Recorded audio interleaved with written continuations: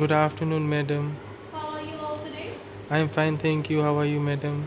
I'm fine as well. I'm doing great. Okay, before we begin with the class proper, I ask you all with a riddle.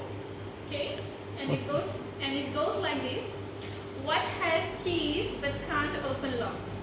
What has keys but can't open locks?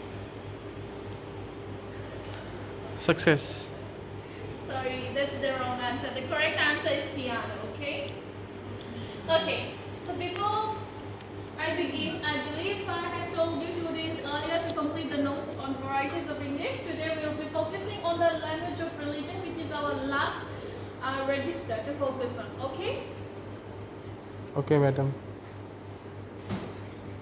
Okay, before I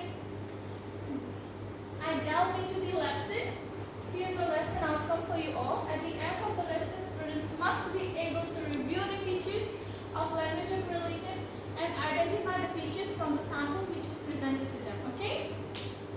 Okay. Language of religion. In varieties of English, um, language of religion refers to how English is used in religious contexts, often categorized by formal, symbolic, and sometimes archaic vocabulary. Archaic vocabulary is the old English terms which are used in the Holy Scriptures. It can vary based on the religious tradition, region, and the level of formality, with distinct terms, phrases, and registers found in prayers.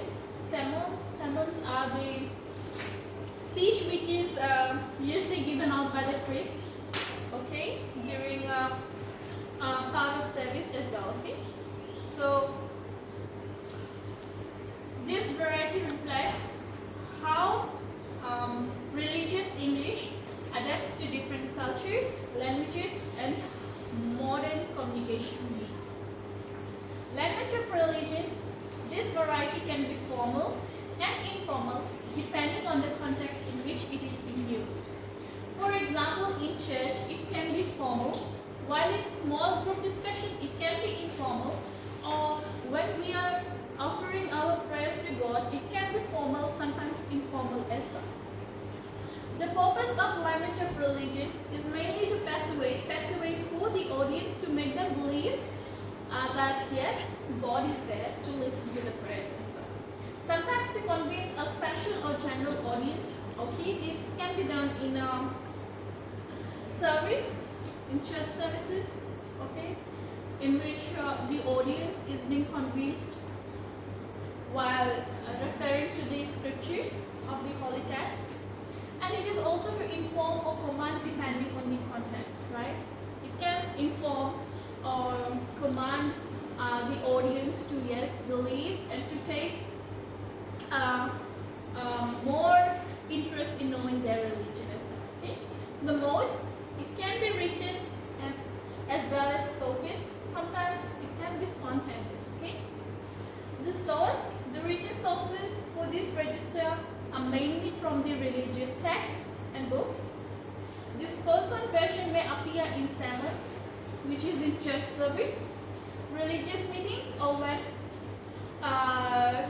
fervently praying. Okay, fervently praying is like you offering your prayer to God. Okay, so the sources of this can be from the Holy Bible, Quran, Bhagavad Gita, or Ramayana.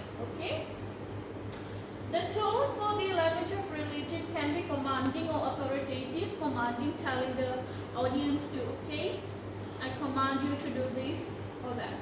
Okay, and authoritative, it's more like dictating it. Okay, it can also be emotional and sincere. Since we are offering our prayers to God, we go to God and offer all our emotions and prayers together as well.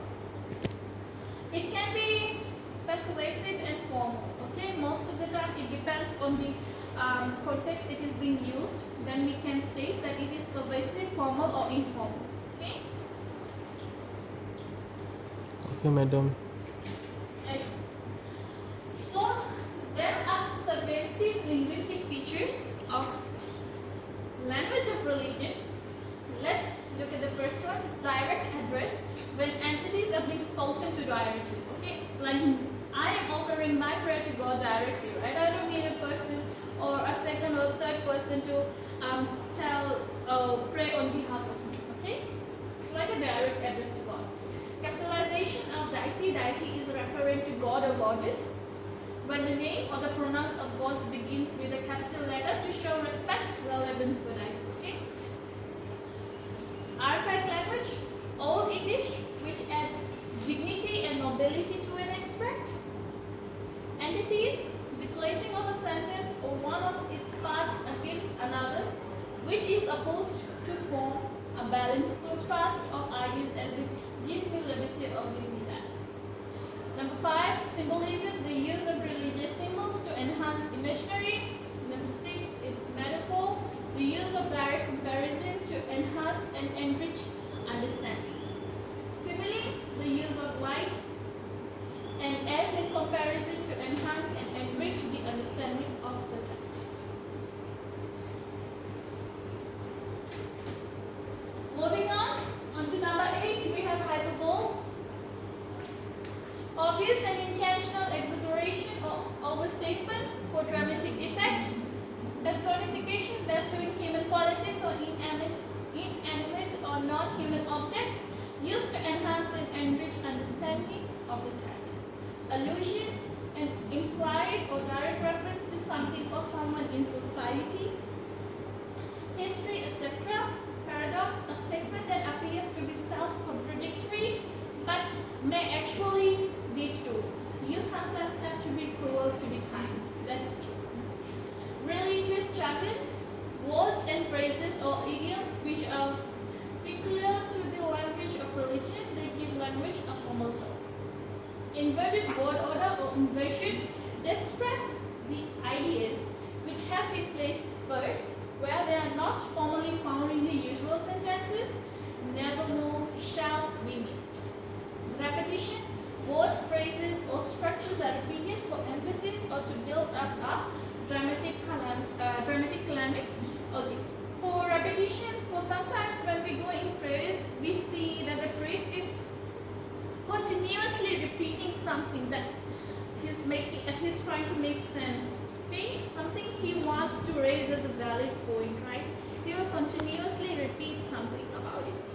Okay, the use of simple present tense. This is used to state facts, a universal truth, or routines or habits which are still being practiced. The use of past tense. They denote actions and events in which it has already taken place.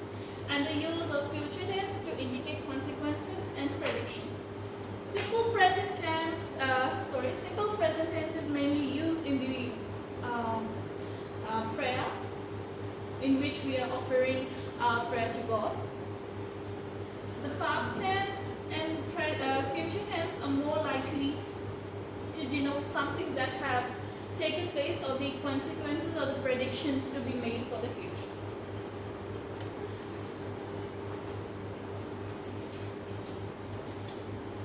Now we are coming back to the non-linguistic features. We have, up till now, we have known that language of religion, it has a purpose to persuade the audience. It has a tone. It can be formal, informal, commanding, authoritative.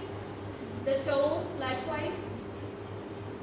And the sources, it can be from the Holy Book, referring to Quran, Bible, or Bhagavad Gita or Ramayana. Okay? And then we have looked at the linguistic features of language of religion. Now we are delving into non-linguistic features. So there are two non-linguistic features. First one is enumeration, the use of numbers, which assist in clarification and ease of reading, and it can be done for reference purposes as well. Tone, words that expresses emotion, the emotive words, or words that indicate the purpose of the extract, praise or inform or persuade. Okay, it depends on the context in which the text is written or it is being delivered. Okay, so now let's look at language of religion example. So I'll give you few minutes to have a look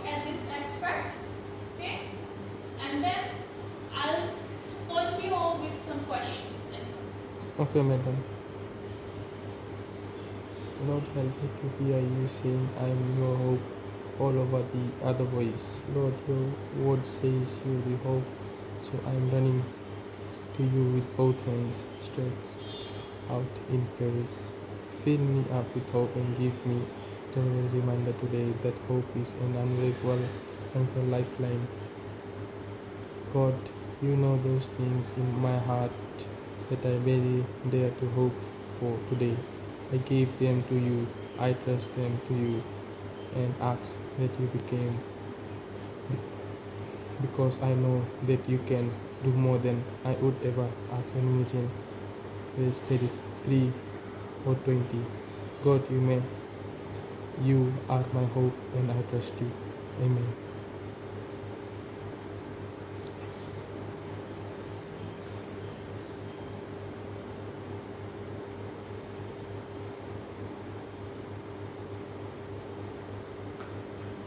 Okay, I believe you have read the extract. Okay. This is the question. Explain the purpose of this sample. Explain the evidence that justifies the type of sample this is. Identify one typical linguistic feature and provide an example for the sample. Okay, as we read, the language of religion is mainly to persuade the audience. Okay, here it goes. Mainly to persuade, sometimes to convince a special or general audience, and also to inform or command depending on the context. Okay, Okay, madam. and explain the evidence that justifies the type of sample this is, and identify one typical linguistic feature and provide an example from the sample. Okay, I'm providing you all with a solution. I believe you have made note of the solutions, and now you can cross-check your answers if your answers are right or wrong. Like, the purpose of this sample is to persuade, sometimes to convince special or general audience, also to inform or command depending on the context. Okay? And evidence that justifies the sample. This sample is a prayer spoken version where the audience is praying. For instance, this sentence, I'm running to you with both hands stretched out in the prayer. And this registers from a religious text, use of verses from the Bible. For example, we have seen that the enumeration has been used. Okay, and this is referring to the scriptures, mainly where the source, we are getting the source and the reference as to this is correct or not. And we have also identified the typical linguistic feature, the use of formal language. It helps create a formal tone, and use of present tense refer to the sample. Okay? Let's look at the second sample. Okay. So this sample explains three texts from Quran, Bible, and Bhagavad Gita from different sources. Okay, have a quick look at this sample and then we'll discuss.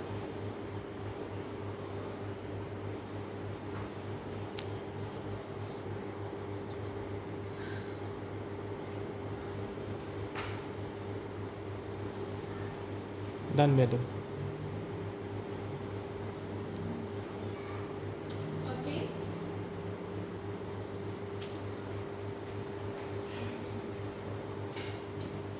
State the purpose of this sample. What is the significance of the capital letters in his and you in the sample?